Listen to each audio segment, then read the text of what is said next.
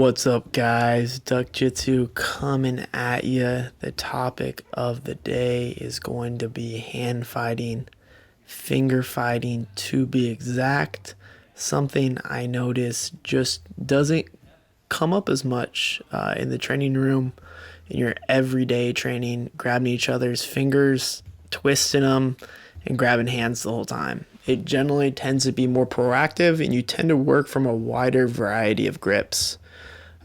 Finger fighting, in my opinion, being the most common next to collar ties on the competition mats.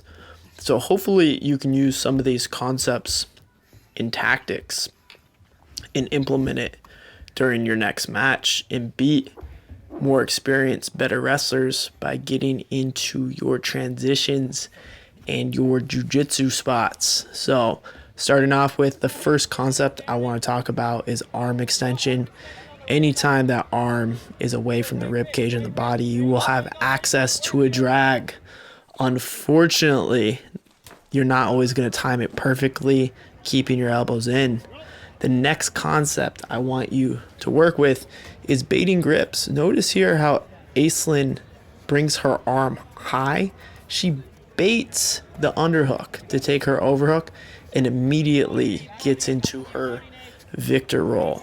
So most cases, I would say, have neutral access to both, an underhook, an overhook, or a drag. So if you're working with wrist grips in general, both people's arms are going to be somewhat away from their body.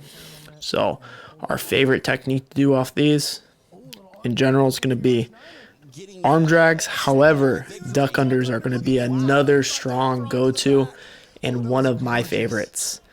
From this double wrist tie position, you're going to have connection where if that elbow flares, you're going to have the ability to either get to their back or consolidate a strong pin if they hide the back exposure. So another technique to play with.